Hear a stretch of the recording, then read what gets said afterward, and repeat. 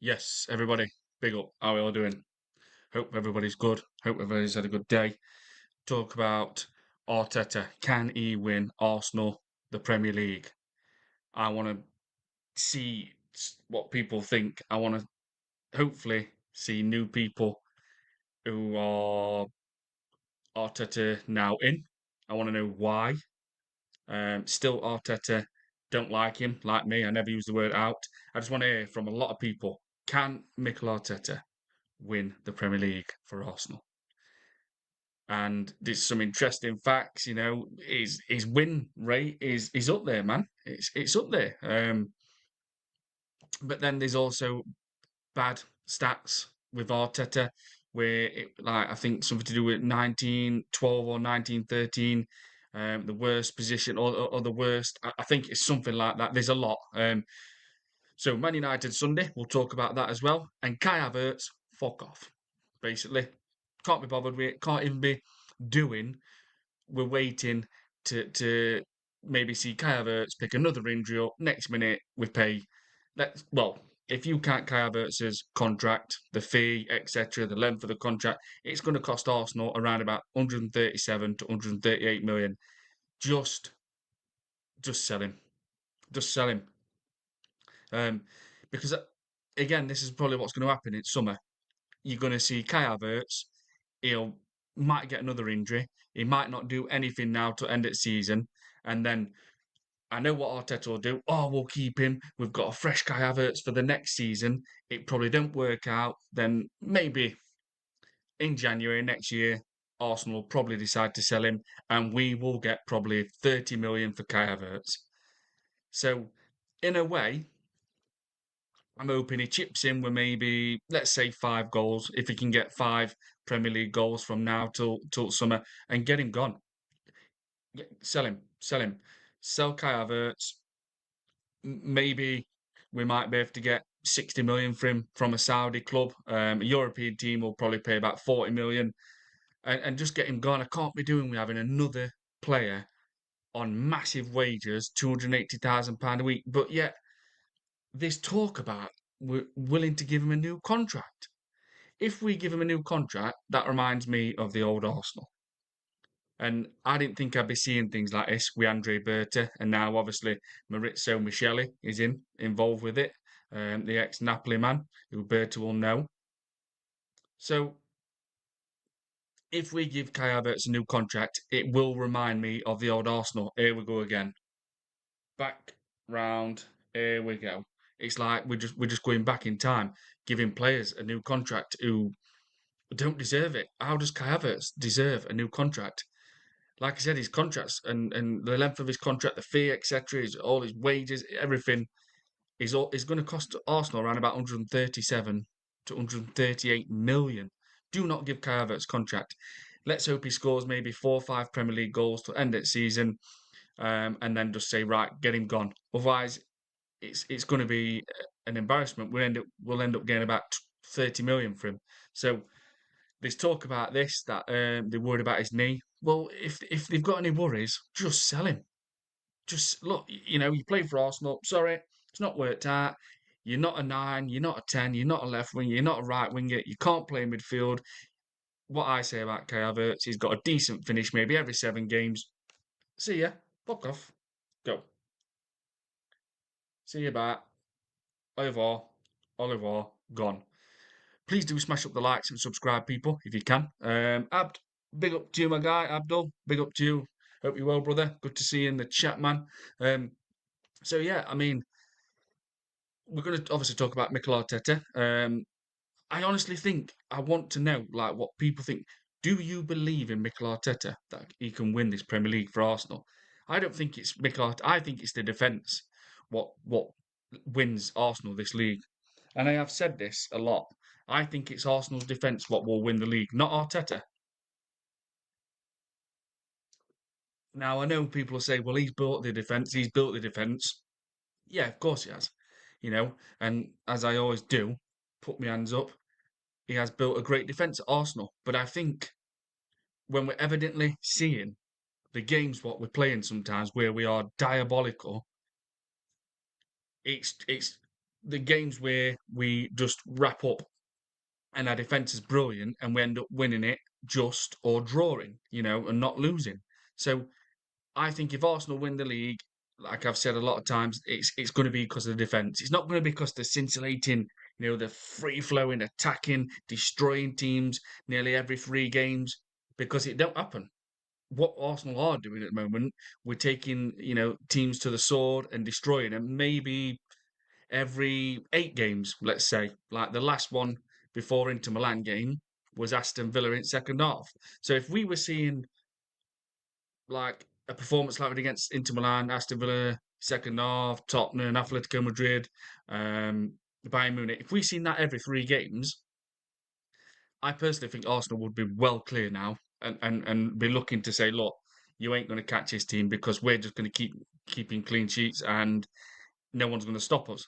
But we always keep getting that setback. Like we've just played brilliant against Inter Milan, and I'm not daft before people say, oh, you can't play like that every game. You can't win 4-0 for. I'm not fucking stupid. I do now. Um, but we need to see it more. Like on Sunday against Man United, we need to turn up and play a bit like we did against Inter Milan. That free flowing, fast attacking, fast passing, show a lot of intensity, a lot of urgency. Yeah, keep it compact, keep it organised. Of course, you need to. But from previous games, it makes me think, will we do that? What Arsenal will turn up? Will we see, like we seen against Aston Villa in the second half, we was absolutely fantastic, but then we went to Bournemouth on the Saturday night and we was a shadow. You know, we didn't look anything like the Aston Villa game. Do you know what I mean? So it feels to me like we've scraped a lot of games this season, and I still believe, like it shows on the thumbnail, Arteta is the biggest problem for me. Like he just don't do the plan B. He just will not say, right, okay, it's not working. Bang. We're playing Nottingham Forest. Sean Dyche loves defending. He soaks it all up. He did when he was a Burnley manager. He absolutely loved it. Second half, we're going to confuse him big time, and we're going to play 2 strikers up front for 20 minutes. Don't do it. Don't do it. Chelsea, second half, when we had an extra man, don't do it. Didn't do anything different. Didn't offer nothing different. Would have won that game with a different manager. I know for a fact we would. Would have beat Liverpool, especially at Emirates. That was an embarrassing performance. We made Wolves look like a top 10 side because there were just nothing. Even Rob Edwards, he knew he thought like there's nothing. He felt, I think he said something like Arsenal were in control, but there were nothing different really. What there were, and this is why I keep saying Arteta to me is not a top elite manager, because a top elite manager can just flick that switch and cause problems to the opponent with different formation, 2 up front, 3 at back, 2 wing backs, and just drag the opponent everywhere. So to me, I'm not. With Arteta, I'm not confident. I'm not. I'm not. Like on Sunday, we're going to probably see Martin Odegaard play. He'll probably be full defensive. He'll probably not let the players play with freedom and express themselves. But I tell you something, if Man United play like against Man City, they ain't going to hold back against Arsenal. They're going to be thriving, especially with Michael Carrick, manager, played against Arsenal many a times for Man United and West Ham in his early career. Um, he's going to be he's going to be thriving. He's going to be buzzing. They've just beat Man City at home, the rivals in their own backyard. They are going to be thriving to play Arsenal. Now they might not win. Arsenal might put a brilliant performance in, like we've seen a few times this season. The teams I've just mentioned earlier on, the Villa second half, etc. Or no matter what Man United throw at us, Arsenal's defence is world class. Gabriel and Saliba, the best centre back pairing in world football. We just might be able to handle it, no matter what they throw at us. Because to me, Arsenal can handle any team in the world when it comes to the defensive side of things. That is, to me, that's facts. Our defence is that good. It's very good, and it can be ridiculously good sometimes. Where it's just you ain't getting by this team. You might get 1 goal, and that is your lot. Um, so yeah, big up Abdul. Hope you're well, my guy. Good to see you. AJ, good evening, Rich. Good evening, AJ. Hope you're well, my guy. Good to see you. AJ the Mod. No, we can't win as a league, but the players can just about do it. Yeah, I think that's where I am, AJ, mate. That's how I sit and all, brother. That's what I think.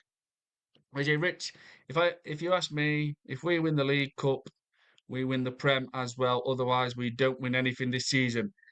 You've mentioned this before, AJ, and that's a good point. If we get knocked out of Carabao Cup, it's going to rock the players' confidence. Imagine how Declan Rice is, what he did against Nottingham Forest and the game, punching up, sorry, looking up into air. Fucking shit every time. Imagine if he goes out, he's going to think, fucking hell, out to one trophy, in the first hurdle. So, yeah, I think you've got a good point there, AJ. I really do. It will knock the confidence, and it will push Man City on they'll think, right, we've won a trophy. If it is Man City, which I think it will be in the final, um, it will spur Man City on. And you know what? Man City don't need encouraging. They've got players what's been there, won titles, Champions Leagues, Premier Leagues. Even Kovacic he's won trophies and he's not even played hardly this season because he's been injured. So the last thing you want to do is encourage Man City basically to breed that confidence into those players because once they get a sniff of winning a trophy, even though it's only been 1 year, obviously didn't win anything last year, they could just go bang. And everybody knows Man City could definitely win. Even this Man City team could end up going and winning Carabao Cup, FA Cup, and Premier League because they can just flick that switch. And when they do flick that switch, no one can handle them. Everyone knows that. But it's the defensive side of Man City, which we have talked about so much. Man City's defence is absolutely rubbish compared to what it has been in the company days, even with the early Diaz days. And I said at the start of the season, Man City will win league. It looked like I might have got it wrong at the moment because of the defence. And I did say I don't see Man City having at the moment. They haven't got a world class centre back. They haven't got even a Diaz of 2 years ago. Waha, good evening, Rich. Hey, AJ, good evening, Wah. Hope you're well, my guy. Good to see you, AJ the mod. Of course, I want to be wrong, but ultimately, I am right. Absolutely, AJ. AJ, big up Wah every time. Abdul, I agree, the defence is good enough, but at the tail end of the season, when a lot of teams are fighting for survival/European spots, that's when Arteta has to change up because teams will be pressuring us. There you go. Absolutely, absolutely, Abdul, 100%, mate. And this is it. Has he got that switch? Has he got that top elite switch? I don't think he has. I haven't seen it. Like there's so many games where you think just change formation. Even if you can do it for 20 minutes, put two up front like against Forest, drag Murillo, Milinkovic all over, cause him a different problem, make Sean Dyche have an headache. Think, oh, Sanguera, he's got to literally start coming back even more now to sit in between Murillo and Milinkovic. Like, just do something different, confuse them. But Arteta will be like, right, it's a 4-3-3. It's a 4-3-3. If it's not working, just rely on us to keep a clean sheet. And that's what he's doing a lot. He just relies on our world class defence, which we have got. But you cannot keep relying on that, surely. And I'm not a manager, but you can't keep relying on just keeping a clean sheet. You can't. Not football's changed a lot now. There's a lot more faster, stronger players. Um, and I just don't think you can. Like, against Leeds United when we go to Ellen Road, they've been absolutely class in these last few games. The teams they've had to come up against, and they've beat them. Battered Chelsea, beat Crystal Palace, drawn to Liverpool twice. Drawn to Man United, and teams like that, like Leeds and that, they're not going to be giving Arsenal, big cuddles and welcome him into. They're going to make it intimidating from the fans. They're going to be on it. They're going to be ruthless. They're going to attack us. Now, again, it's Arsenal, and we're not weak. Well, Martin Odegaard is, but we've got a great defence and we can handle it. We can handle what teams throw at us. We can, but it's like what Abdul just said. Back end of season, this is probably where we're going to think, Arteta, you need to change. You must. You've got to change something in second half, and will he do that? And previous games and seasons have shown no, he won't.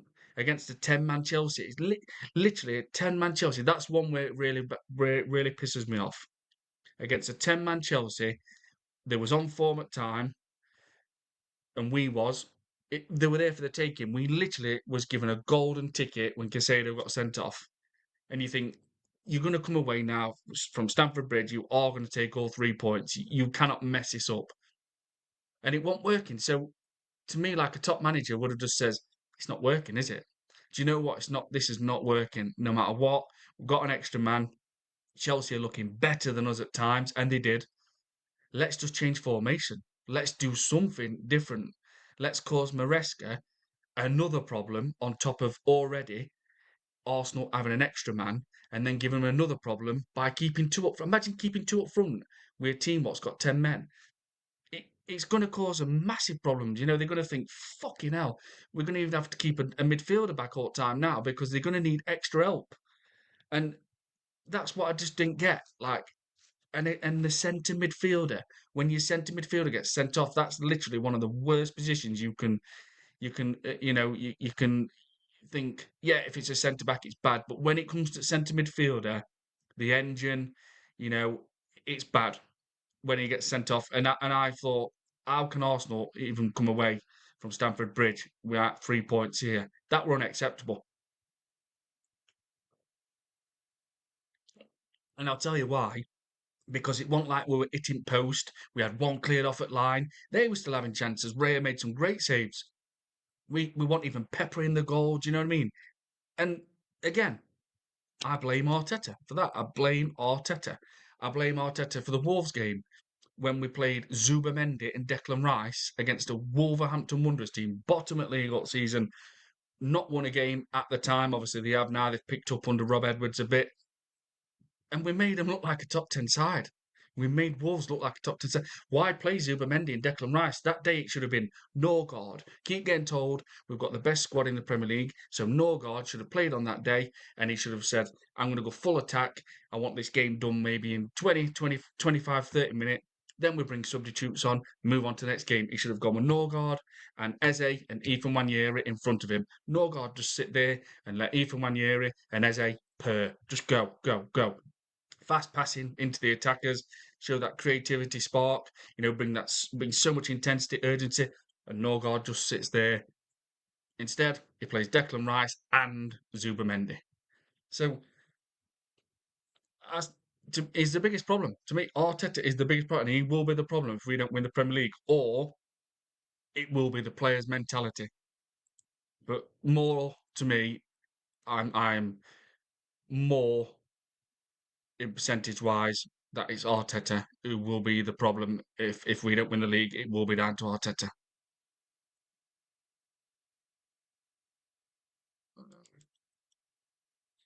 Where are we? Joe's gonna go in. How are you, my guy? Good to see you in the chat. Ethan needs to do the right thing in summer. I know will hurt being local player, but Arteta won't give him that opportunity next. No, he'll blag it.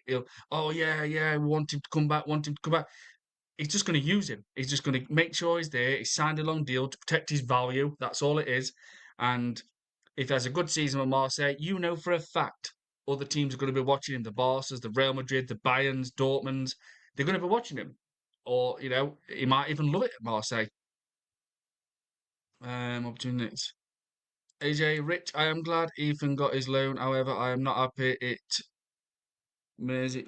wouldn't want him around Mason Greenwood. Yeah, hopefully Abba looks after Ethan. Yeah, absolutely.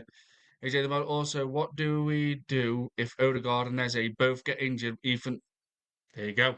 We have nobody. Great point, AJ. If you think of it like that, there's no one. We ain't got no one. Max Diamond, but what I was saying about Max Diamond the other day, he's had a big injury. His bones are not fully developed yet because obviously he's still a young guy. He might struggle now for this season to play a lot of games. He might not be able to. Joe's going to go in, AJ, but Ethan wasn't even getting on the bench in the Prem, though. No, he wasn't. Um, Paul Miller 99. Arteta is a goat. That's your personal opinion, but there's no way he can be because one FA Cup is, well, it's just impossible. It's factually correct that if you win one FA Cup in 6 years and spend 1.3 billion and you've only got one FA Cup and you're not even reaching finals at the moment or getting to Wembley, you definitely can't be a GOAT. And anyone who thinks that, well, then you have to be wrong because if it's factually correct, you just cannot be a GOAT. Is miles away from a GOAT. AJ the Mod, Paul Masistic. Simple question. If Arteta doesn't win anything this season, would you sack him? Joe's gonna go in. Where's that just gone? Joe's going to go. Even though I thought Sean Longstaff was brilliant for Leeds, he'd been out injured for a while, and their midfield still been brilliant. Odegaard will get no space in that game. Yeah, I'll tell you now, mate. Leeds, before that Man City game and Aston Villa game, they was on a bad run. They just lost to Aston Villa, just lost to Man City, and then that's it. Bang, battered Chelsea, they beat Crystal Palace, they drawn to Liverpool twice, they drawn to Man United, drawn to Sunderland. I think they drawn to Brentford. They've been on a right run and had to play the hardest teams. Just lost to Newcastle, literally by a kick, last kick. They have been on a really strong run, and the teams they've had to play has been ridiculous. It's absolutely unbelievable what they've had to play. AJ the Mod, I keep hearing MLS is trying to get a loan before February as well now. But I've not heard that, AJ. I've not heard that. Um, Look at this though. Look at this. This is what I want to show you. There's a few things. Um, where is it? So this I can't. People know this. Obviously, people's seen it, but this to me, when you see it, you think, how the hell can he get this? Like, as of January 2026, the highest paid managers in the world are predominantly from top European football clubs and the Saudi Pro League following the departure of Roberto Mancini from his record-breaking contract with the Saudi national team in late 2024. The top sport is typically contested between Diego Simeone and Pep Guardiola. Yeah, Diego Simeone's on a massive contract at Atletico Madrid. Highest paid football managers, annual salaries. The following estimates reflect the top earners as of early 2026. Diego Simeone, Atletico Madrid, 25.9 million. He has remained the highest paid coach for several years due to his long tenure and high value contract extending to 2027. Yeah, and everybody loves him at Atletico Madrid, and I do believe it's coming to a time where he needs a new challenge, and I would have him at Arsenal. I've already said that, I really would. Simone Inzaghi, Al Hilal, 21.8 million, and he's won trophies with Inter Milan. He's a very good manager. After leaving Inter Milan in mid 2025 to join the Saudi side, he became the second highest earner globally. Get ready. This is embarrassing. When you think of what these managers have won and what Arteta hasn't won, Pep Guardiola, Man City, 20.7 million. He remains the highest paid manager in the Premier League, though he dropped to third globally following Inzaghi's move to Saudi Arabia. Here we go, guys. This is a laughing off. This is absolutely mad. Mikel Arteta, should I say? Arsenal, 15.6 million a year. Well, 15.6 million, a contract extension signed in late 2024 significantly boosted his earnings, placing him among the top five globally. What the hell is happening to football? How can Mikel Arteta, how can Mikel Arteta earn that? And then you've got, yeah, David Moyes, which is a shock. I didn't know this. David Moyes, Everton, 12.5 million following his return to Everton under new ownership. And you know what? He's literally turned Everton round. That is his club. That is his club. Um, replaced, sorry, following his return to Everton under new ownership, the Friedkin Group. Moyes entered the top tier of managerial earners. I did not know that. George Jesus Al Nasser, 10.4 million, replaced Pioli at Al Nasser in 2025. Luis Enrique, Paris Saint-Germain. This is embarrassing. 9.6 million. He is currently one of the highest earners in league. how can lit how can Luis Enrique earn less than Mikel Arteta? That's not normal. That is weird. That is absolutely fucked up. How can Mikel Arteta earn that for winning one FA Cup? He's not even reaching finals. That's the thing. Arteta right now with Arsenal, he's not even getting to finals, let alone win any trophy. Carlo Ancelotti, Brazilian national team, 8.4 million. 9.5 million. He is the highest paid international manager in the world as he represents Brazil for the 26th World Cup. He, uh, uh, well, my God, that is absolutely nuts. Absolutely mad. Seriously, how can Carlo Ancelotti get less money than Mikel Arteta? He's one of the most decorated managers of all time. An embarrassment, that is. Absolutely. AJ, the one with that MLS, AJ, I've not seen that, mate. I've not seen that. Joe's gonna go in. I actually think West Ham and Leeds will stay up, and I think Forest will go down. Well, I've just done a short about Nottingham Forest.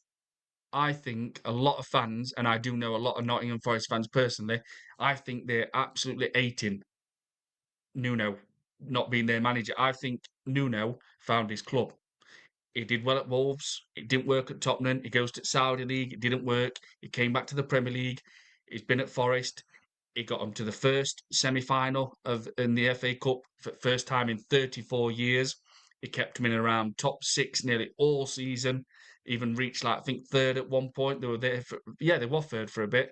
Um, I mean, yeah, things went on behind closed doors with Marinakis and Edu. I think it were Edu actually with Nuno, but you for what they did last season, Forest was absolutely brilliant. Milinkovic and Morello was a brick wall at back. They were the next probably thing a duo to Saliba and Gabriel, not as good. You know, they had Chris Wood were banging them in. You know, everything's just different. Everything. Oleana was class. Obviously, he's just come back from injury, and I just think, like I said, I know a lot of Forest fans personally. Like I'm sure there's a lot of Forest fans who are absolutely hating it now because the is like like what Joe's just said, they are in danger of going down, and they are going to lose a lot of players.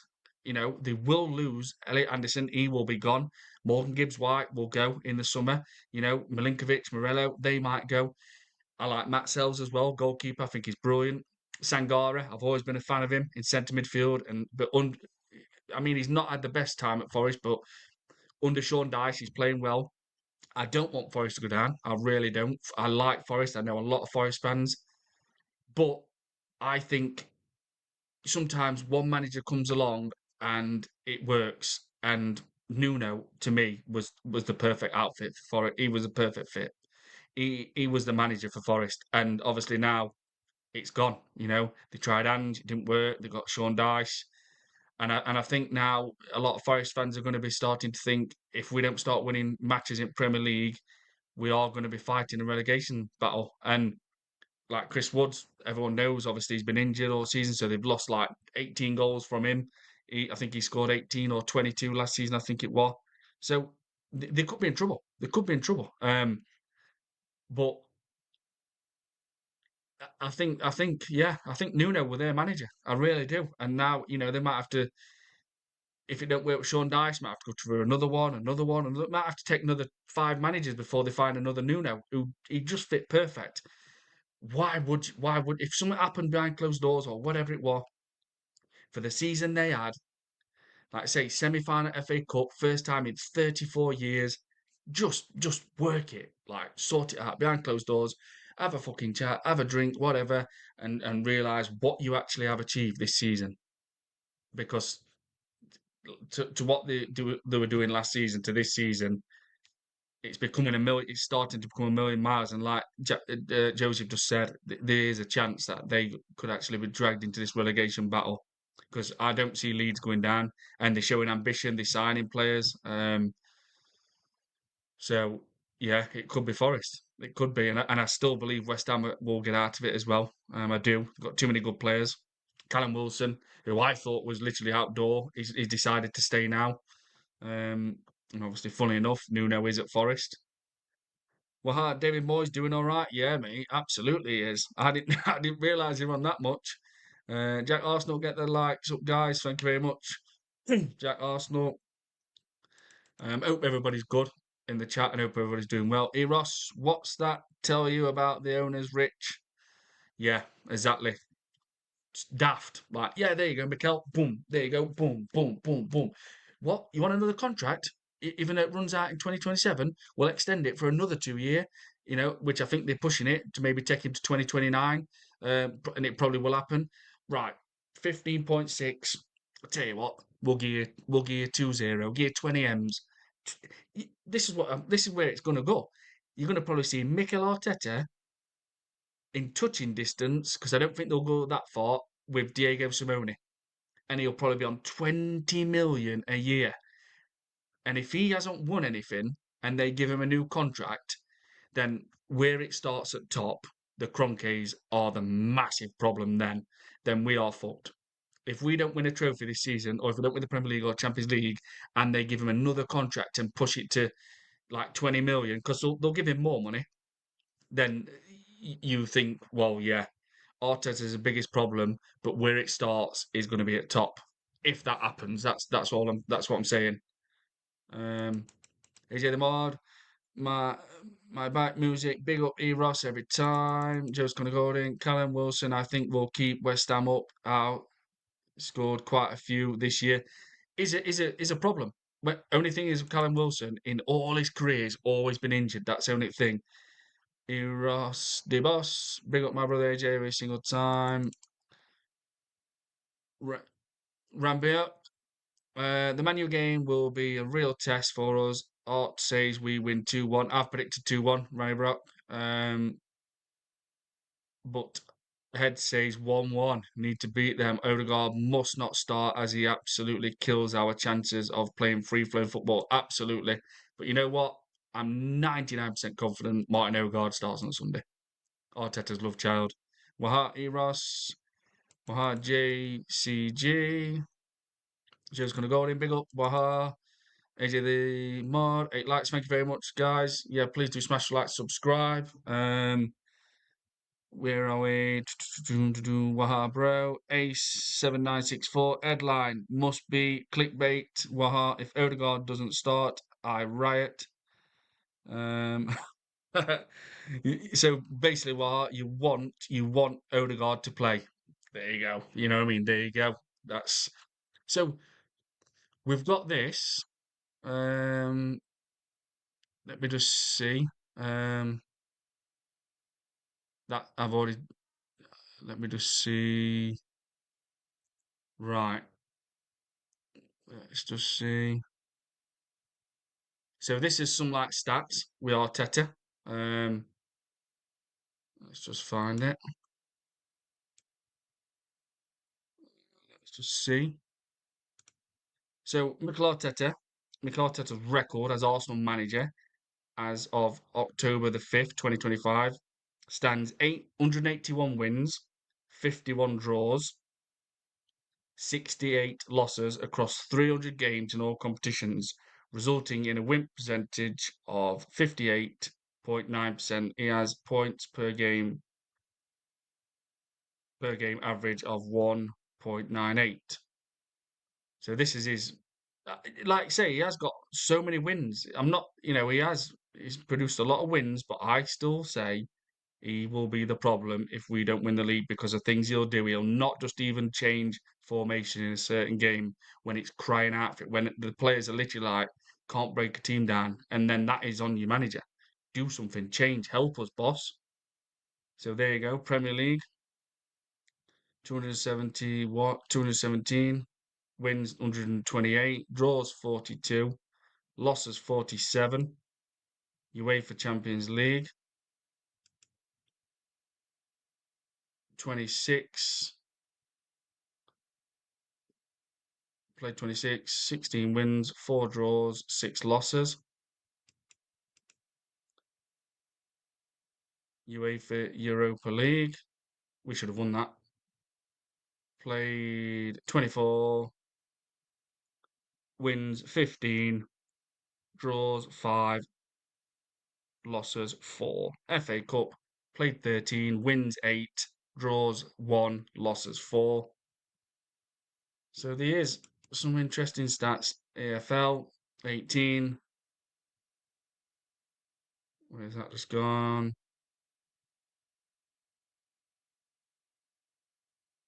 18 played 10 wins,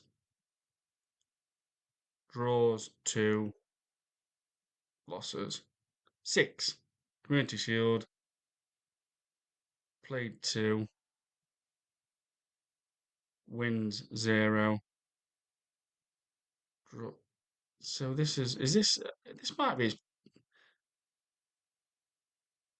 oh, there we go. Yeah.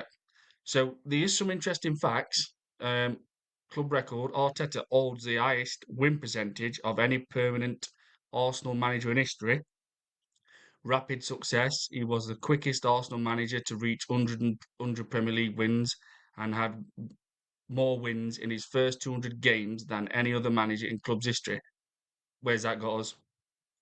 Where's that? No Premier League title, one FA Cup, that's it.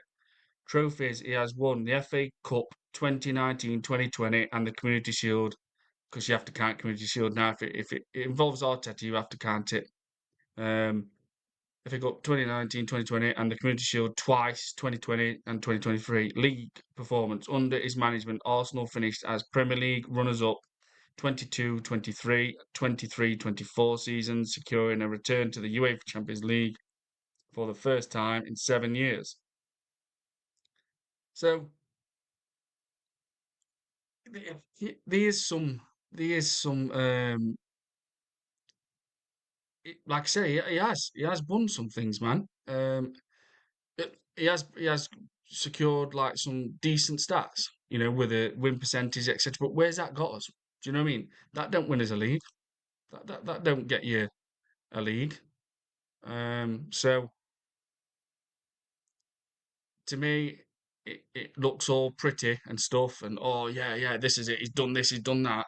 But where's that? Where is that? And then there's this one. Um,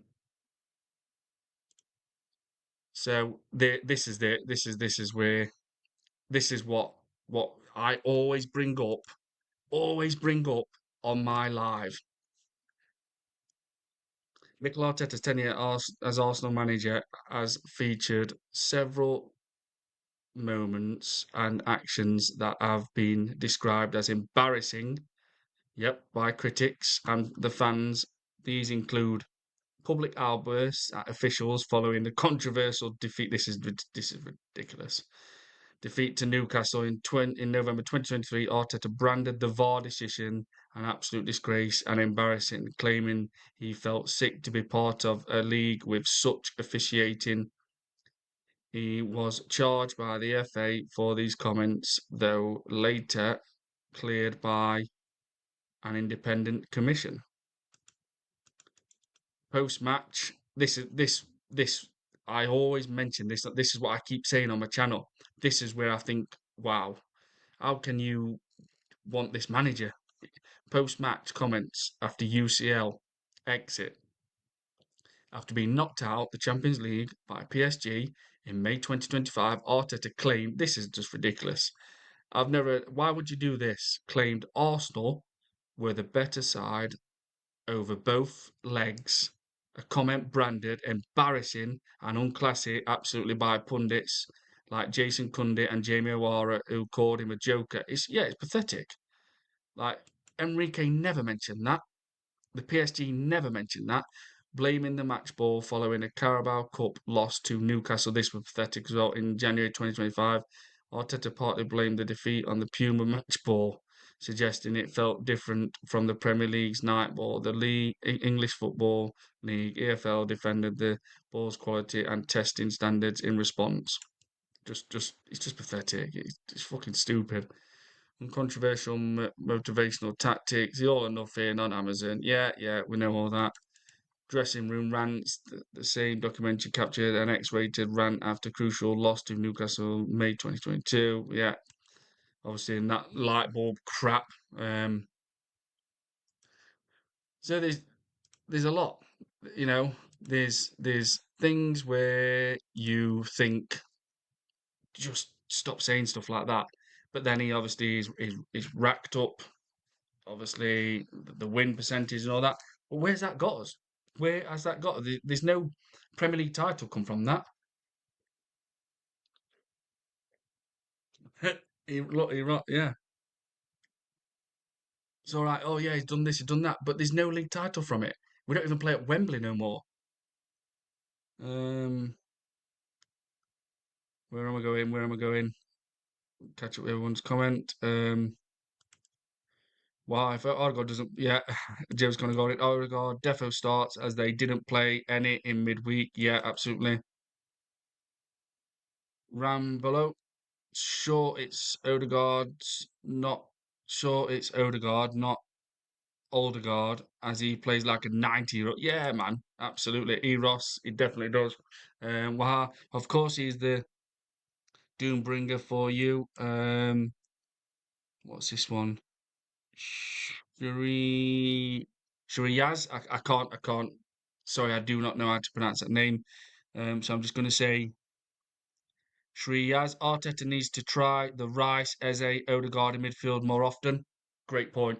Yeah, absolutely. Odegaard, not for me, but if we're going to keep that, and yeah, I mean, why can't we try that? Why that might work. You know, we might see Eze and Odegaard working well together. That's a good point. Personally, he's gone now. I would have wanted even Wanyeri to double up with that as a Wanyeri and Declan Rice sitting sometimes, or games against like Wolves, Norgard sits, Eze and Wanyeri, just going free flowing. Let Norgard sit, but Arteta he's shit scared. He's shit scared of letting that happen. He really is. Like tomorrow, sorry, not tomorrow, on Sunday, some teams would just go a one midfielder. Like Man City's been doing it this season. Even so against Bodo Glimt other night, the Norwegian team, as everybody knows. Well, you might not know they're from Norway. He played Rodri and Reinders, but against Man United, who did he start in midfield? I think it might have just been Rodri, but there wasn't both. So even he went to Old Trafford, yeah, it didn't work, and Man United ran all over him. But he's won trophies. This guy's got so much in bank. Pep can experiment. He has won multiple trophies, even at Man City, let alone in his career and obviously in his managerial career. Um, but like they went to Man City, and I think who were it? They didn't play. Reinders and Rodri both did not play. Um, I can't remember if it were. I think it might have been Rodri. I think it was. Well, he's not scared. Do you know what I mean? Imagine that even at Emirates, Arteta's always Zubimendi and Declan Rice. He will never just say, right, I'm playing one defensive minded midfielder and I'm going to play a two attack and I'm going to fucking go for Man United. He's just not that manager. Now, yeah, we're top at league, but at times when we are too defensive, it costs us. Eros 0-0 draw. That I mean, could be. Is it on a simple question? If Arteta doesn't win anything this season, would you sack him? Red block. Yep. Get rid if he doesn't win anything. 100%. Waha. Eros Devos. Three absolute stinkers on the bounce. I admit that would be Arteta's crowning achievement. Eros Devos. A new record. Waha. Waha. Magnum Opus. Running block. Short Odegaard. Name is Odegaard as he I'm sure I've just is this just coming from this might be I don't know what's happened here. Well he'll get hooked like Phil Foden last week. Yep. I haven't missed anyone's comment here have I? No, so I've seen that. Eros Boss, I'd love to be a fly on the wall if Rich ever did press conference with Arteta. Do you know what? I wouldn't hold back, and a lot of other people would probably do. I would not hold back. Why? Why should you bow down to and kiss arse someone just like Mikel Arteta? Or why should you not be allowed to say? So, Mikel, that time when Arsenal played PSG in second leg, why did you have to lie? Why should you not be allowed to bring that up and say it? He said it, so why should you not be allowed to question it? Why should you not be allowed to say to him, will you ever play two strikers, Miguel? Will you ever change any of your formations, like even for 20 minutes, put two up front? Why should you not be allowed? Why should these be protected that much? Well, Rodri, Foden, and Silva. Yes, that was it against Man United. Waha, is that what you're? Yeah, that's what I'm saying. Look how attacking that is. Do you know what I mean? That's Rodri sits, but they didn't go full of defensive. I know it didn't work, but how many times has it worked over years? Well, Pep played O'Reilly as the sole six against Newcastle in the semi-final. Yep. Eros de Boss. Eros exactly rich. It's ridiculous. Waha. Probably more difficult selection process to be allowed for Arteta presser than to play for the Globetrotters. So off Arteta now. Move away from him a little bit, even though it's not easy to, because of things he does.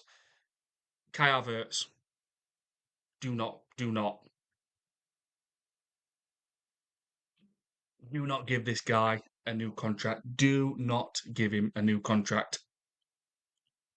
We'll have a look at Kai Havertz. Let's have a look at his let's just have a look at Kai Havertz, his contract, what he could actually cost Arsenal.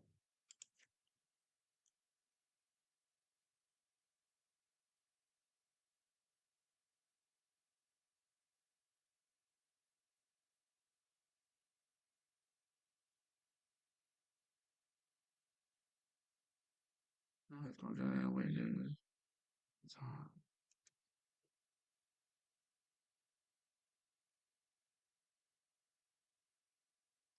I am going to be.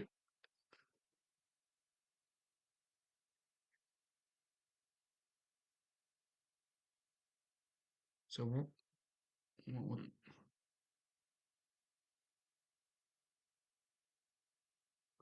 no, that's not. That's not come back.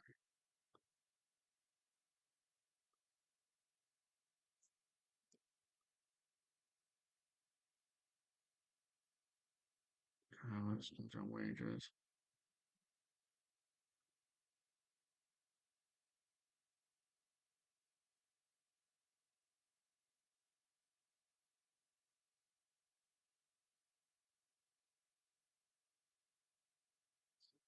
I don't think he's going to show me what I need to see here.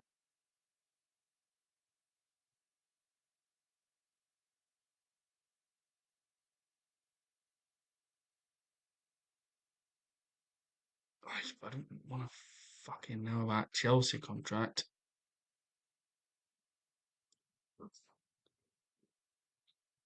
So this is Kai Havertz contract. It's not fine. There's that one what I keep mentioning with that 137, 138 million kind of over the time.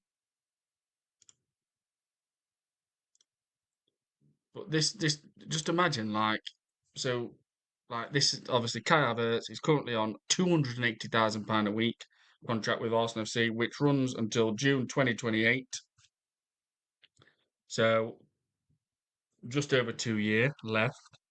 His annual salary is approximately 14.56 million a year. Contract and wages breakdown. Havertz has had two major contracts in the English Premier League since he moved from Bayer Leverkusen. Havertz joined Arsenal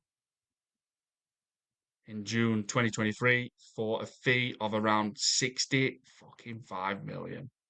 Duration 5 years until June 2028. base salary 280 a week, which I've just mentioned. Look at this. What potential earnings? He can earn up to additional £50,000 per week in bonuses. What the fuck is happening? So if we give Kai Havertz a new contract, let's say June 2028, it runs out. So let's say he's 2 year and a bit away. What if they give him a new 2 year deal and add it on and push him to 2030 and then go from 280 to maybe, well, apparently we're told Saka's the most highest earner and it's staying at that. So what will they put Kai Havertz on? Will they give him a £15,000 pay rise to 295,000? Sell him. Do not keep him at this club. Absolutely. Do not keep Kai Havertz at this club. He's got to go. 65 million we spunked on him. What a shit signing that's been. And if like I say, if you take that in context, you look at that of a 5 year, 280 a week and that, it is around. So the 65 million, the 280 a week over, the 5 year, it's it's around. Say it's going to cost Arsenal 137 to 130 million. I'm not the best at maths, but it's going to cost around Arsenal about 137 to 138 million for Kai Havertz. Let's look at his stats since he's been at Arsenal, because this is interesting because I think personally it's gonna be one of Arsenal's worst signings ever.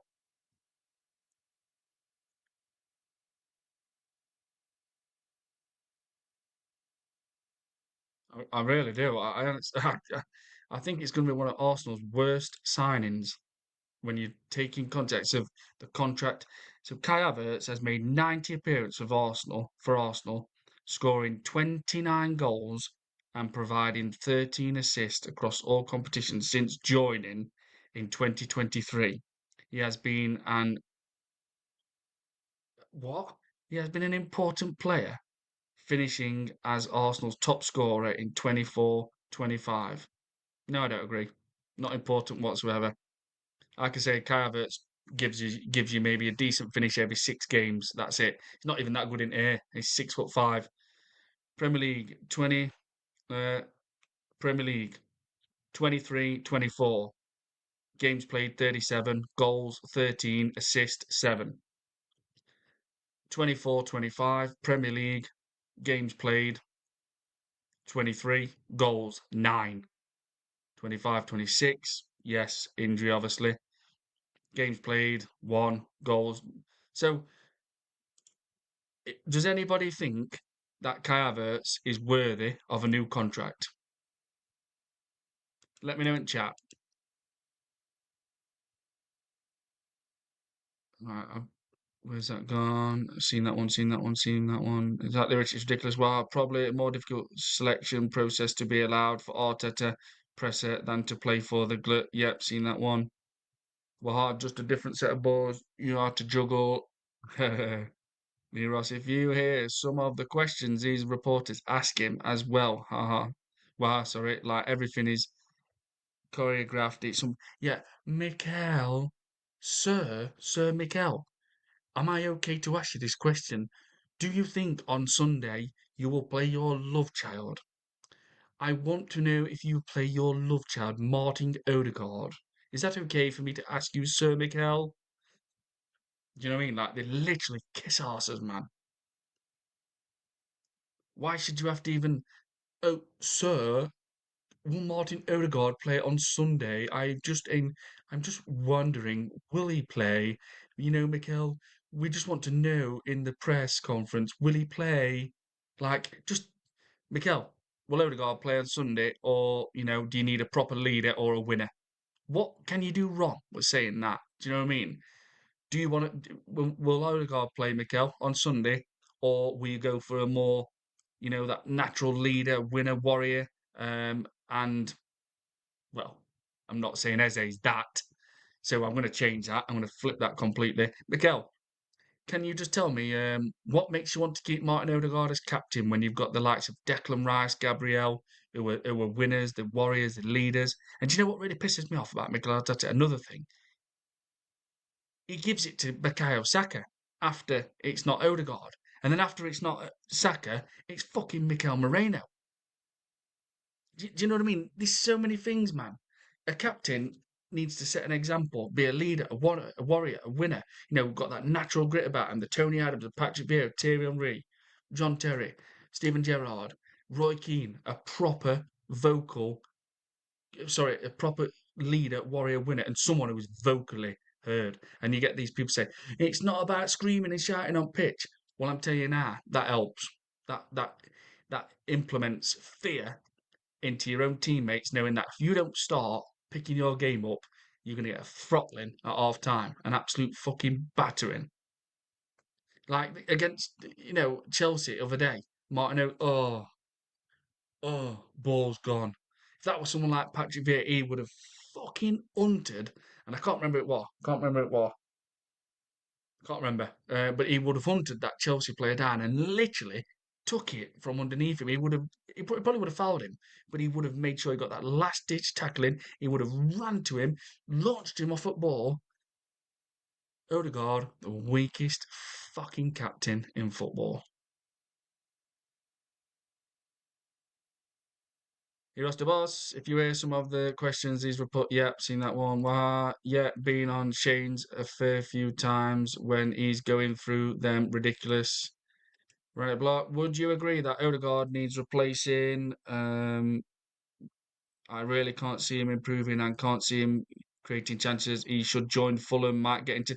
Listen, Riley Block. I said Odegaard last season were Arsenal's worst first team player, and he was. He was Arsenal's worst first team player. Absolutely, he was. Top scorer of nine goals. Yeah, and then you get Adam Keys. Well, it's a fantastic season for Kai Havertz. He's scored 15 goals in all competitions. What an absolute fantastic season for Kai Havertz. I mean, fuck off. Bigging someone up scoring 15 goals in all competitions is fucking wank. Okay, Ethan Wanyeri, breakthrough season last year, 39 games, 39 games, 9 goals. Young lad, may I add. Breakthrough season, 9 goals. Where's it now? Where is it now? Everyone bigging up that. No, because Arteta's not playing him. It's all forgot. It's all forgot.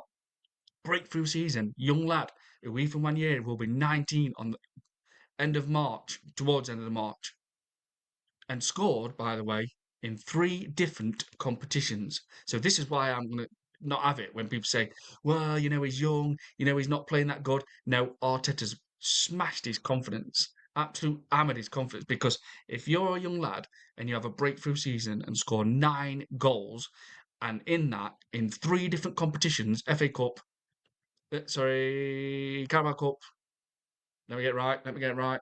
Premier League, Champions League, obviously, and I can't remember now. Fuck's sake, if it was Carabao Cup or FA Cup. I think it was the Carabao Cup instead of the FA Cup. 3 different competitions, breakthrough season, and scores 9 goals, and he's not even getting played this season. Absolutely piss take. And that piss take, by the way, started towards the end of last season when we were playing PSG. We needed a goal desperately. Ethan Wanyeri, great player, brings that creative spark, intensity, urgency, forward thinking, ruthless, wild card. Arteta, we need a goal. We need a goal, big Arteta. Ethan Wanyeri, nah, mate, not bothered about you. Cheers for helping us. We forgot you. That's how it is. Roster boss, hell no, Rich. Absolutely. Let's get rid of this shit now with Kai Havertz. Caliguna, if we are losing, drawing a game, I don't know why he never takes off a defender for another attacker. Always like for like changes. Caliguna, absolutely great point. This is what I keep saying. Why does he not go full ball and ruthless? And I know for a fact you can't do it every game, but why don't he just go for it? Like, right, absolutely. We're going to play 2 up front now. We've got literally 3 attackers on. and we're going to go for it full fucking ball. We could have done it against Liverpool at Emirates. We could have done it against Wolves and made it even, well, not Wolves because we won, but we only just won. We could have done it against Everton, got the job done early. Against Brentford, sorry, Bournemouth, got the job done early. It, do you know what I mean? Fucking hell. This is why I'm not having it. He's not the best manager in the world. To me, he's not in the top 10 best manager in the world. Um, he's still the biggest problem, you know, and he's doing things what's costing us, like Cali Guna just said. Big up to you as well, Cali Guna. I think you might be new to my chat. I'm not sure. But yeah, like it is Arteta. He is doing things where you think, for fuck's sake, why? Why can't you just be ruthless? And you can't do it every game. I'm not daft. But just take it to him. Take the game like against Liverpool second half. We were shambolic. They were passing it round us like we were, let's say, sixth in league, and it looked like Liverpool like, well, we're top at league even right now, and we've already won league. Come and get ball. Come and get ball. And this were at Emirates. They were passing it round us like they were taking piss out of us. And what does Arteta do? The man who everybody will turn to and say, boss, what are you going to do to change it? Are you going to do something to cause problems for Arne Slot? Because right now, he's got no headache whatsoever. It's all the same. And he doesn't do it. Chelsea, we're an extra man. I'm fucking sick. I keep saying these games are repeated, but it's there and it's factually happened. He lost the boss, laughed my ass off, Rich Gava. Eros, haha. Well, I've seen Kai as bulked up. Will this help his return stronger after the injury? Yeah, Mikel Arteta were running his fingers through his licorice hair. Last season, when he come back, you're like, look at Kai. And even this season, I was watching him for 5 minutes. Yeah, I couldn't take my eyes off him. That's what like he come out and mentioned it. Do you know what I mean? Like, yeah, I was watching Kai Havertz, could not take my eyes off him. The way he moved, the way his shoulders went, you could see his delts when he were playing. You know, I mean, he didn't say that. He didn't say none of that. But I just thought, fucking hell, get out his ass. AJ Mod ran simple trade Odegaard for Elliot Anderson. Yeah. Um, he lost the bus. Waha, run it block. Can you imagine if we don't win a single trophy this season? Would Arteta get that? Would be, and I mean, that would be probably one of the embarrassing things in football. To know where we are now, to go trophyless this season, to be told we've got the best squad, and we have got the best squad. This is best strong strength in depth, but to go trophyless this season would be, oh my God, man, the pundits would absolutely batter Arsenal. On radio stations, commentators would batter us. Fans from other clubs would batter us, and we'd be deserving it because we'd keep this. You know, we'd probably still keep Arteta. Now, this is where Andre Berta comes in. Is Andre Berta ruthless enough to start taking a foothold and saying, "Look, I'm not here to fuck about. I've been at Atletico Madrid since 2013. I've worked with Diego Simone. This don't really matter, but I've worked with Nelson Vivas, obviously an Arsenal left back in '90s, um, and I think late '90s because I think he had the JVC on. I think he was part of that. I'm sure he was. Argentinian guy who's now Diego Simone's assistant, which people might not recognise him because he's changed a lot. So you know, Andre Berta coming to Arsenal, he would have spoke to Diego Simone, you know, because they do, and he'd have definitely been speaking to Nelson Vivas, saying, "What's Arsenal like? What do the fans want? You know, what's the standards? You know?" Of course, it's changed since Nelson Vivas was at Arsenal, but he would have been getting some feedback. So he's come to Arsenal, and is he got that ruthlessness enough? Is he going to be Andre Berta, who wants to be Andre Berta on his own, or is he going to keep coming even more richer with Stan Kroenke's money? Because he's going to get pay rises, he's going to get more money, and Maurizio Michele, who now is fetched from Napoli at a recruitment, so he's going to be involved with things. Obviously, more the playing side. But is Andre Berta going to be someone who's just going to turn around to I'd like to say obviously Stan because he's the owner, but I always think he just in clouds, mate. He probably thinks like we hadn't even started our season yet. Stan Kroenke, he just never gets involved. Silent Stan, and it is. So will Andre Berta go to Josh Kroenke if, like what Red Block says, if we do not win a trophy and say, look, I've came here to bring this Arsenal Football Club back. I've already done a lot of work. We're getting players nailed down with the contracts, and he's done fantastic with that. He's brought some good players in. Like I'm thinking the other day, thinking, fucking hell, we signed Gyökeres, who was very well known in Europe, smashing him in. A lot of teams would have wanted him. We got Eze, one of the best number 10s in Premier League, although Arteta looks like he's ruined him already. We got Zubamendi, who is a good footballer. I'm not saying he's world class, but he's a good player. A lot of teams would take him.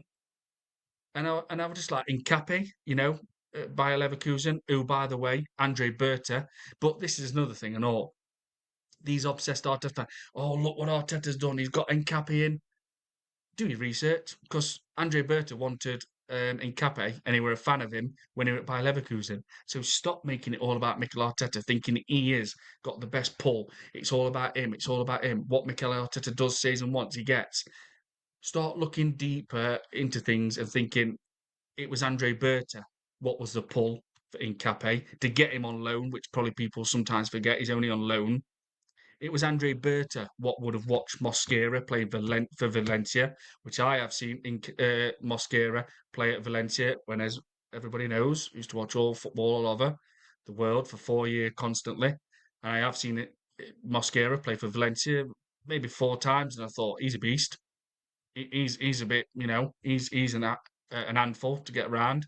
But I've not watched him more than other people, so I couldn't say a full in depth um, sorry, I couldn't give you a full in depth on him, but I looked and thought, yeah, he's strong. He's strong in his tackles, and he looks like he's an handful, and he'd be hard to get by. So I'd seen Mosquera. Nkapi, I knew about him at Bayer Leverkusen. I'd seen him, but it ran Jay Berta who wanted, Nkapi. So what I'm trying to say is, because we do this, we mention something and then we go completely off the topic to try and stay on topic, but we get thrown off. And I'm just little examples creeping in, like what I just thought then. Arteta's done it again. He's got Nkapi. No, Andre Berta even wanted Nkapi while he was at Bayer Leverkusen at Atletico Madrid. And obviously he was the one who brought Mosquera. So my main point is, if we go trophyless, like what Rannick Bullock said, will Andre Berta turn around to Josh Kroenke and say, I've came to Arsenal and I want to win trophies. I want to win trophies and I've done good things already because he has. Will he turn around and be ruthless and say, but Arteta's not the guy? I know contacts and I would hope to God, love it, absolutely buzzing if he turned around and said, if we go trophyless, and to even think of going trophyless, what position we're in at the minute is crazy, but it could happen. But if he turns around and says, I can bring Conte from Napoli. Inter Milan are currently top of the Serie A. AC Milan are second. There's only 3 points in it at the moment, and I think Napoli are near top as well. I can't remember what the point gap is. Would he do that? Would Andre Berta turn around to Josh Kroenke and say, "Look, you need to take a look now. Mikel Arteta has run his course. You've gave him money, Josh. You can't give him any more money. You've gave him time. Next December 19th/20th is going to be officially 7 years. And I just hope if that happens, like obviously I don't want to go trophyless, of course I don't. But if we go trophyless, Andre Bert has to step up. It's as simple as that. We have to see that, which we've seen a little bit in summer. We have to see more ruthlessness from Andre Berta and him to turn around and say, Josh, he's got to go. He's just not your guy. And he's got to be ruthless. Yeah, he might bitch on him. He might say, but that's his job. He's not here to be mates. He's not here to be mates. They say he's not one of those nice guys who wants to be a mate all the time. He's ruthless. He's a robust and he gets things done. And we've seen he's mentioned bring players contracts. Sign players to new contracts. Bang, kind of done. The Saka one, I think that were done weeks before. They just wanted to announce it after a shit game because that's obviously the PR. That's what they do. to bring mood back. But if we go trophyless, I think Andre Berta really does have to show some grit and just tell Josh, this cannot continue. You have got, because I'm telling you now, if we do go trophyless, you are going to see thousands and thousands and absolute thousands of new Arsenal fans. Let me, can I say more? Let me say thousands of Arsenal fans now full on Arteta out. Sack him. He deserves to be sacked. Even the ones what are fully backing him right now. If we go trophyless, you will see so many Arsenal fans turn and say Arteta out. Now the Rory talks bollocks. He's got a poster of him, and Igal maybe and Agan. They probably back him. They probably back him. But I think if you think of Igal and Rory, I think Igal would probably be more Arteta out and sack him than Rory. But Rory in that, he just seems to be obsessed. He's got a poster of him. Adam Keys, it's same. Um, so yeah, if we go trophyless, I think then Andre Berto has to step up. I really do think so. But to think we could go trophyless, that really would probably be one of the most embarrassing things football's seen when you think what position we're in now to what he's at time he's been given and the money he's had to spend, that would be mad to think that. But it could happen. Of course it could. Joe's going to go in. AJ Anderson definitely leaving Forest. Some at 100%. Forest going to lose a lot of big players, mate. I'm telling you now, they are going to lose a lot. So I think Forest will go down. Yeah, I'm not sure yet. Abdul Havertz's knee has flared up again as of today. They will be monitoring his minutes and training load. Absolutely, Abdul. Yep, it's flared up. Just get rid of him. Do you know what? Imagine if Saudi clubs came in for him and offered 50 million or even 40 million this window, providing we bring another forward in. I'm selling him. I'm selling him. And you think, yeah, we've lost 20 million or something, but I know for a fact we might even end up only getting about 25 million for Kai Havertz in a year and a half.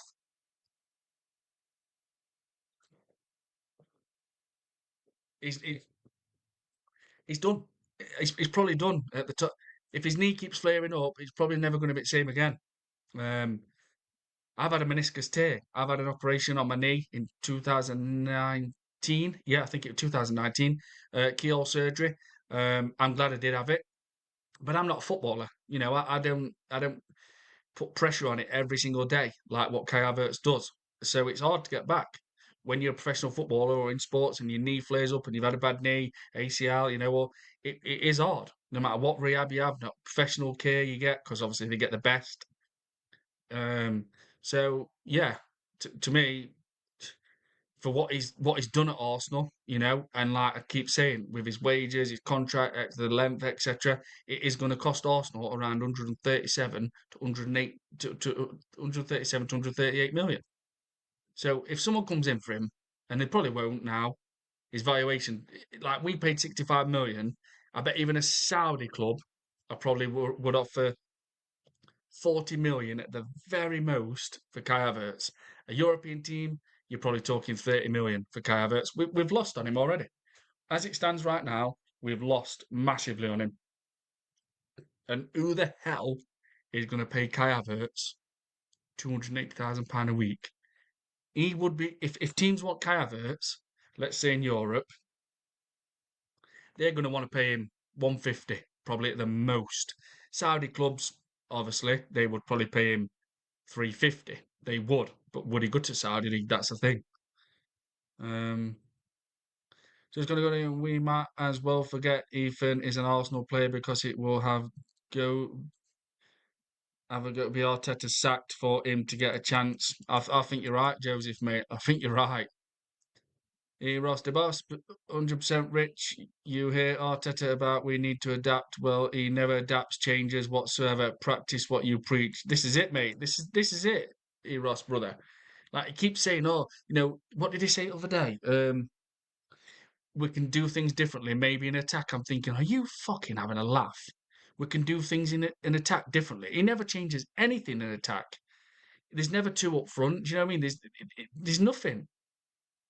Right, block. I guarantee you that Zubimendi will get bullied against Man U. Still don't rate him. No, for his physical side, not a fan of Zubimendi. And Kobe Mano, he's gonna like his back at Man United team is going nowhere now with Michael Carrick. Absolutely not. He's going to be starting for Man United. Casemiro tonight actually has decided he's leaving Man United. I don't know if people seen it. He's going to leave Man United on a free end at season. I mean, he is very good at times against City. It looked like a Casemiro of Real Madrid days a little bit, but then he drops off. And Man United, I think they'll be very glad to get him off at wage bill. To be honest, Joe's going to go in. Can't judge Kai this season. Hasn't played at all because he rushes him back all the time and he injured more longer. Yep, AJ the mod. Uh, Ran Zubimendi not good enough. Trading for Adam Watton. I think Man United might get him, mate. To be honest. Right block. True AJ. Dave Jordan. Commiserations, Rich. Hopefully we start losing soon. Must be very upsetting time for you. If you're thinking about, if you're on about like I want Arsenal to lose, you've got me completely wrong. And welcome to the channel anyway, by the way. But I do not want Arsenal to lose. I want Arsenal to win a title, and I want to even get to Wembley. Something like we're not even reaching Wembley under Arteta at the moment. We're not. That should be a given. We want to win every trophy. Even if you don't win a trophy, you must be getting to Wembley. We're finishing second in league, and that obviously last season finished second, but we didn't even challenge because we were 10 points behind Liverpool and Onslaught from being at Dutch Eredivisie, managing Feyenoord, AZ Alkmaar, Go Ahead Eagles, who are the teams obviously in the Dutch league Eredivisie. He just came in and just dog walked Mikel Arteta in his first season, and we didn't even reach a final then. We didn't get to know Wembley, so enough is enough. This is the last season for him. It's got to be last season. You cannot have no more time, no more money. Before you know it, you're going to be spending 1.5 billion and still not win a Premier League or Champions League. Um, and going into seventh year, which will be next December. Pelleguna, I feel Calafiore's injury has made the attack significantly weaker on the left-hand side. Calafiore, to me, has been Arsenal's most improved player. I've said that a lot of times. I think it will be. Sorry, I think he is. Um, Dave Jordan, Berta has signed flops like Gyökeres and Nkapé. Arteta signed good players like Zubimendi and Madueke. No, I don't agree. Madueke's not even scored a Premier League goal this season. How is that a good signing? Sign Kai Havertz, not a good signing. No. Berta hasn't signed flops, and Vic Gyökeres ain't a flop, and Nkapé is not a flop. Right, block Dave Jordan. I want us to win, but honestly believe we need to be more creative and kill games off. Whenever God does not play, we play better and win convincingly. Absolutely. Ran Billock. Ran Billock, if that's all right. Sometimes I struggle to pronounce people's names. I do apologise. Ross Madueke. There you go. How can people call Madueke a good side? He's not even scored a Premier League fucking goal. Is the same Madueke what Chelsea had. That's all we've got at a minute. That's all we've got. Hopefully his end product gets better because that's what lets Madueke down. He's strong, he's fast, he's got good ball control, he can shift the ball out his feet fast, he can pull trigger. Comes to end product and you just don't see it. Just like at Chelsea. Obviously the Club Brugge, fantastic goal screamer. But then Arteta, when we had Wolves that Saturday night, you think play Madueke. Wolves bottom at league. Give him a chance. He'll probably score his first Premier League goal at season. Didn't even give him 1 minute. Another thing, just what you know. What I mean, why would you not give that player? He needs his first Premier League goal. He's just scored a screamer against Belgian outfit Club Brugge. Didn't even get a minute against bottom of the league Wolves that Saturday night. Is it my Dave? Simple question.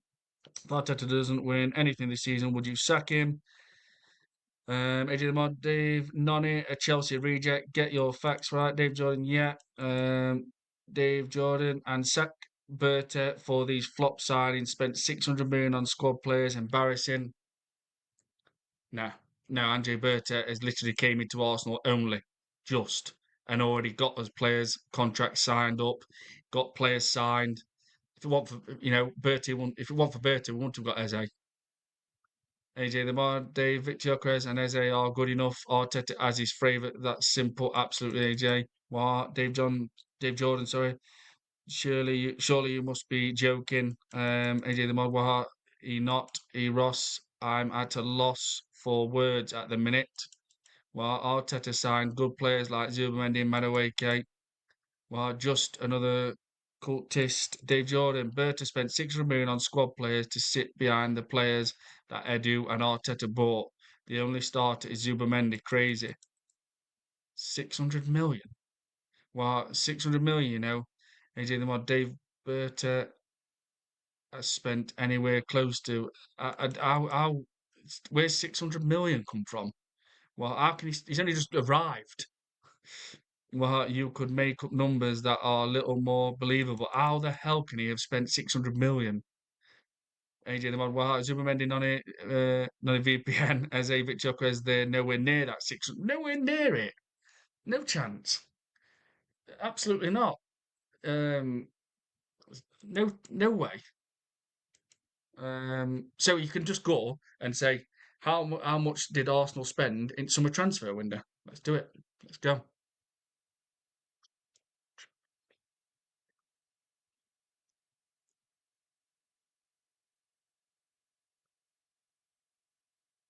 Shit.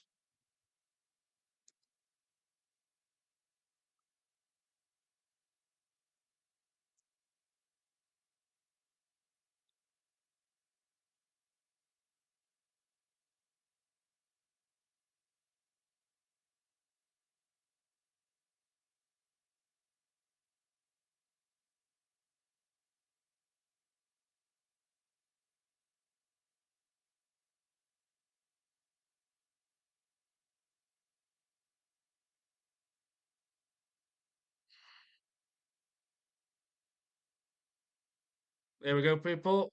It's all there to see. I will be 1 minute. I'm going to show you in a minute what we spent and how much we spent in summer, which was Andre Berta's first summer. Caliguna, would you sell Kai adverts for Jesus? Would you sell Kai Havertz and Jesus and buy Julian Alvarez? 100% Caliguna. Absolutely. Julian Alvarez is the one signing I want in the summer. I would have him this January, but obviously that is definitely not going to happen. But in the summer, 100% I have said Julian Alvarez would be my perfect left winger. I was thinking Rafael Leao, Batoma, Semenyo. Obviously, Semenyo, that's done. He's gone to Man City. And there were maybe another one. Obviously, Rodrigo. Um, but I think Julian Alvarez, he gives me Alexis Sanchez vibes. Julian Alvarez gives me Alexis. He's small, he's compact, he's stocky. The way he shifts the ball out and absolutely smashes it. He's very direct. He gets that ball, runs. Um, and as we know, he's got Premier League experience. So this is what Arsenal spent in summer, people. Let me just read some more comments out. Well, of course not. Well, he's making shit up. AJ, the mod, Cali in a heartbeat. Yes, absolutely. Well, leave him, big cultist. Dave Jordan Bertie was working in a bank in his 30s, whilst Arteta had 20 years at the top level by that time. Imagine supporting a banker over a football man. Well, let's just have a look, shall we? Let's just have a look what Arsenal spent because I don't know where this 600 million's come from. That's just baffling. So maybe you can tell us where this has come from, Dave, because we're all struggling with this 600 million. In the summer 2025 transfer window, Arsenal spent approximately 263 million on new players, which resulted in a league high net spend of around 251 million. Total expenditure could rise if the option to buy Piero and Capi is activated. Yep. Key signings also made several significant additions to their squad, including Martin Zubamendi, 55 million, Abrici Eze, 60 million, Victor Gyökeres, 55 million, Noni Madueke, 52 million, bad signing, Christian Mosquera, 13 million, bargain, Christian Norgard, 10 million. It is what it is. Ex Brentford captain. Kepa Arrizabalaga, 5 million. Piero and Capi loan, from Bayer Leverkusen with a 45 million option to buy. So where does 600 million come into that? I have no idea. Ross Dave, you are the gift that keeps on giving. AJ, the mod, 10 likes. Bosh, thank you very much, AJ. Big up to my guy. Big up to everybody in the chat. Hope everybody's doing good. I'm going to do about another 15 minutes. I think people read about Odegaard as being poor captain for Arsenal. He lacks authority, goes missing when the pressure is iced, and he does not impose himself on games the way top captain should. His leadership is crap. Crap's a tame word as well, right? Like Odegaard is the weakest captain in football, and he is a shocking captain. Absolute shocking. When you see Declan Rice and Gabriel shouting on the pitch, and then you see your captain not doing it, you must feel some embarrassment, surely. They did about Dave Berta has won titles, Arteta hasn't. Dave Jordan Havertz was our top scorer last 2 years, so it makes sense he was our highest paid player. No, it does not make sense whatsoever. AJ the Mod, Dave Kai is a Chelsea reject, absolutely. Another one what hasn't worked. AJ the Mod, Dave, you want to talk facts? The Arsenal ladies have a better manager than Arteta, Rennie Sleggers, yep. Back-to-back titles with Rosengard women. Then came to Arsenal in 2023. Was an assistant. Then become an interim manager last January, and then took over. An interim manager in last October. Then took over in January and won the Champions League with Arsenal ladies. Dave Jordan, Arsenal ladies isn't a team. It's Arsenal women. If you want to talk facts, where are we? Ross, facts rich. No way Arsenal will get anywhere near the money they spent on Havertz. No chance. Not if his injury's playing up with his knee. That will put teams off straight away, and they'll look at his form and think, well, he's not played this season. He's not a prolific goal scorer. Like I said, he might get a move to Saudi, and they might pay Arsenal 40 million, probably at most. But now European teams will be Kai Havertz will be going down to that 25, 30 million now with European teams. Saudis might push to 45 million, might, but that would be a push because he's not a nine, he's not a 10, he's not a left winger, he's not a right winger, he hasn't got blistering pace, he's not the best in the air for standing at 6'4", 6'5", you know. He's not the greatest in the air. He is okay in air at times, but he's not got the hardest shot. He's not the best finisher.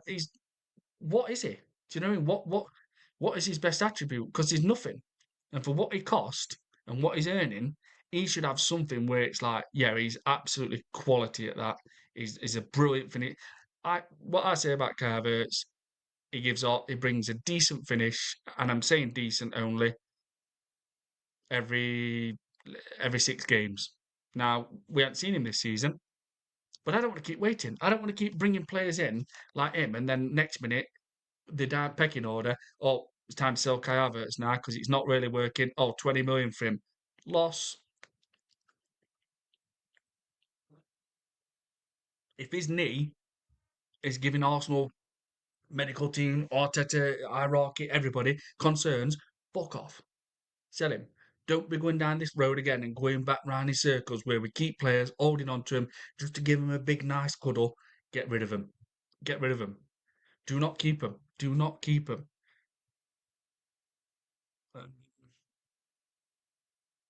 He says, well, Dave, how can you back a man who is factually one trophy from a possible 2020, 22? Yeah. Um, let's get this gone. Stop sharing.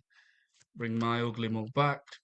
AJ the Mod, Eros for Kai, and Gabriel Jesus. We will Eros for Kai and Gabriel Jesus. We will get 30 minutes. Well, on this one, AJ, I'm going to say this, brother. Jesus, I think his valuation's going up. And I say that because that goal against Aston Villa, he's looked sharp-ish, and obviously he's just scored um, the goals against Inter Milan. I think personally, he's like I keep saying, all it takes is for a player to have five, let's say 6 good games, and your valuation just goes boom, just skyrockets. 5, 6 bad games, and it goes down massively. Now, if you have 10 or 12 games where it's really good, your valuation just goes absolutely ridiculously high. And if you have bad 10 to 12 games, your valuation drops. So I think right now, as it stands today, and all it takes is radio stations, obviously the pundits talking about it on the radio stations, the commentators talking, all they have to hear is that Jesus has done good tonight, he looked sharp, scored 2 goals, social media blow it up, pictures of him. The club then look at it and think, well, he's our player. It just puts a price on their head, and they think, yeah, we can get more for him now. And it literally, that's all it takes in this day and age, because social media has blew football up and sport, where it's showing the player talking about him on radio stations, like I've just said, commentators mentioning him after the game, giving him man at match. It just naturally puts the valuation up. So I think now, and people might not agree, and I think his contract is still till 2027, and we have to keep using this league because they do poach every single league in the world. I think a Saudi club now would definitely pay. People might not agree with this. 50 million for Gabriel Jesus, because if he stays fit, he's very unpredictable, and he can offer a lot, and he has got a very, very good finish at times. Like, you think back last year, the goals against Crystal Palace in Cup, where he just dinked it over. I can't remember in net for Crystal Palace that day, but he just dinked it over him, and it was like, he's like trying to get it, and it only just skimmed it skimmed his head, but he made sure that's how it happened. Didn't go properly high over his head, just a little dink over his head, and it was like so close but far away. And you just think, fucking hell, that is calm, that is collect, that is cool, that is a that is confident. So I think, yeah, if a Saudi club come for Jesus right now, after that's all it takes. Last night, scoring into Milan, and the goal against Aston Villa, and getting a man at match performance, because it's all blown up. It all surfaces around social media, and they see it. You know that the club who own that player think, right, well, players are talking about him. Sorry, radio stations are talking about our player. Other clubs are mentioning him. Commentators are bigging him up. He's got man at match. It's all over social media. Oh, Jesus looks sharp. The team who own that player are just going to say, well, we own him. We're just going to put his valuation up. Bang. And obviously, 2027, it's not like it's in 6 months' time. So I believe if we were to sell Jesus tomorrow, we could get 50 million from the Saudi league, and I use the European league as well. And if a European team come in, I think we'd get 35 million for Jesus right now. So it is crazy. All it takes is like a game, man, of winning, getting man at match, scoring 2 goals, or it's all it takes now in this day and age, because social media is fucking massive. How it blows that player up, and on the talking about him on a radio station, or Gillette Soccer Saturday, man at match, commentators in that game he's playing in talk it. All it does is just builds the valuation all the time. And it is because of social media now, because everything's more out there. So yeah, I think we get 50 million for Jesus. I really do, from a Saudi club, and probably 35 million from the European leagues. And at start of season, we'd have probably got 30 million from Saudi clubs and 20 million at the most for Gabby Jesus. But he's come in, he scored against Villa, scored against Inter Milan. He looks a bit sharp at times, but then it can die off. So don't get too confident with him. But to me, if Gabriel Jesus stays fit, I'm keeping him for this season, and then going in summer and saying, right, maybe you can go. And imagine if he starts scoring at Premier League, we could get about 60 million for this guy from Saudi leagues, and maybe about 45 million from European leagues, providing he stays fit and he keeps scoring. But for the running, I am keeping a fit Jesus all day long over Kai Havertz, all day long. Is he that right? I'm going to read everyone's comment, because I'm going to wrap this up in about 7 minutes, people. Thank you very much, everybody, for joining as well. Please do smash likes and subscribe to the channel if you're new. So where are we? AJ 11 likes. Eros the boss, thanks. Too much AJ. Sorry, that's too much AJ. Eros, only joking. AJ the mod. Dave got nothing to say now. Dave Jordan, 500 million, then close enough. 500 million. I've just shown you like 250 million with a net spend. Well, not even close anymore. Still not even 500 million. Dave Jordan, you argue with the 600 million, but you won't argue with the facts that all our signings are squad players apart from Zubamendi. Wow. Wow. Dave Jordan, imagine Edu signed the Swedish meatball. He would get killed for it by people like you. AJ the World, Dave, Victor Gyökeres, Noni, Eze, NordVPN, Jimmy Cappy, 313 million pounds. So stop your lies. Dave Jordan, Mosquera, Kepa, Dave Jordan. So 400 million pounds. You know, it's nowhere near. I've just shown you. I might be behind with chat, but Noni and Zubi are apparently Arteta signings, so you shouldn't include them, AJ. AJ the Mod, no, again, 330 million pounds. So stop lying, AJ the Mod. Well, if I take out Noni and Zubamendi, it's 202 million pounds. Dave Jordan, Madueke was better value than Gyökeres. Absolutely not. What? How can you call someone better value when they haven't even scored a Premier League goal? He scored one against Bayern Munich and two against Belgium outfit Club Brugge. AJ the more David Zubimendi is not even good enough to trade him. So good enough trading for Adam Watton, Waha, and buy is math 313 plus Mosquera 30 million, Kepa 5 million equals 400. Now that's wow. AJ the mod Dave, nope. One is a Chelsea reject, one is not good enough. If you want to throw shade at people for having an agenda, at least show up with facts. You're an absolute fraud, Dave. Red Block, Odegaard, worst captain in Arsenal Football Club history. Absolutely, Red Block. Absolutely, my guy. AJ the Mod, Dave, when Arteta is sacked, who do you want? AJ the Mod, ran facts, trade Odegaard for Elliot Anderson. Dave Jordan, anyone we replace Arteta with will be a downgrade. I would reluctantly accept Pep. Fucking hellfire. Maffei.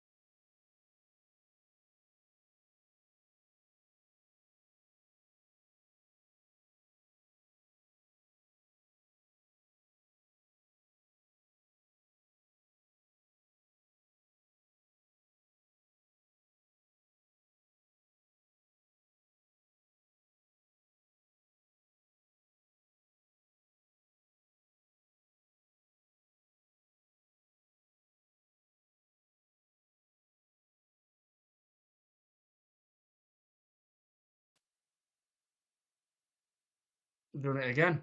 Done it again. I'm not happy with this. It's never used to do this. Never ever used to do that. Right, where are we? I'm gonna read everyone's comment and then I'm gonna wrap up.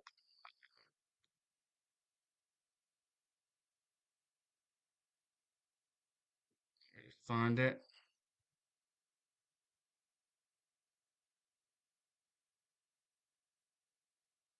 Better than ET. Yeah, seen all that. AJ. Dave Arteta is a proven winner. Absolute. Um, AJ the Mod. Dave, 97 goals. Absolutely. we're sporting. He's not a bad. Victor Gyökeres is not a bad striker. Arteta's making him look bad. He's got Havertz won a UCL. Gyökeres worst goal scoring record than Havertz. He's my Dave. That Champions League was not for our club. So yeah, exactly. It's nothing to do with us. If already anti-Arteta cultists would rather Arteta be sacked than us win the league. Well, I've seen us win three Premier League titles, so Jordan Arteta, top Premier League manager of Champions League football, genius facts. What the fuck? AJ Dave Arteta hasn't won anything in 5 full seasons. Absolutely, AJ Dave. What has Arteta won? I will wait. Dave Jordan, most games in the Premier League. That's pathetic. Blocking him. It's childish talk. Most games in the league this season. That is just talking like a child. I'm not having that. That bugs me when I see that. Um, my Fireboss facts. Get me Luis Enrique. Where are we going now? Fuck's sake, that's done me head in with going off. Yeah, Mafia, top scorer, say AJ Dave. So you're telling me Luis Enrique would be a downgrade, AJ Dave. Tattoos, yeah, seen that one, 97. Uh, so where's the trophies? Mafia, boss, Dave, Jordan, you're a muppet. How can a manager be a genius when he's not won a trophy? Yeah, I blocked him, guys. As soon as I seen that, oh, he's a genius. He's won most games at Premier League this season. You don't talk football. That's like a child chat. Oh, my shed is browner than your shed. See ya. No chance. Is it more Dave? If Chelsea knock us out the League Cup, sack him in the dressing room. Absolutely mafia boss. I like Jesus. Absolutely mafia. Big up to my guy as well. AJ, I could do it. Dave with 1.3 million pounds. AJ, Dave. Then why can't he win trophies? Absolutely right. About 25 million for Havertz. I wouldn't pay 25p for him. Absolutely, AJ, Dave. Ultimately, if we had success in our jobs, we're getting sacked. Absolutely, Mafia boss Dave, go and nosh off Arteta. Absolutely, AJ Mod. Thank you for the stream, Rich. AJ the Mod. Big up to everybody in the chat as well. Do apologise, lost my internet connection, but it went off and came back very fast this time. We in about 30 seconds. AJ Mod, Dave. When we don't win anything, don't go hiding. Mafia boss, Dave, top gooner, top managers win trophies regularly, absolutely, or even reach finals, let me add. AJ the Mod, Rennie Slegers is better managed than Arteta. AJ the Mod, Mafia boss, facts, get me Luis Enrique now. Dave, AJ the Mod, Dave, you don't love my club. AJ the Mod, 1886, not 2019. Dave, absolutely. Ryan, the Arsenal fan, hello, big up to my guy, just caught up. Everybody on that one. I'm going to wrap up. Hope everybody enjoys the rest of the night, the morning, and I don't like brown sheds. Thank you very much, everybody, for joining me. And Sunday, do not play the weakest captain in football and the worst captain in Arsenal's history, Martin Odegaard. Mikel Arteta, if you do not change things, if it needs changing and don't change formation, and we do not win this game, get ready for boos around the Emirates because as people must know, when we play Man United, we will only be 4 points clear at top of league because Man City, 3 o'clock Saturday afternoon, will beat Wolverhampton Wanderers. Take care, everybody.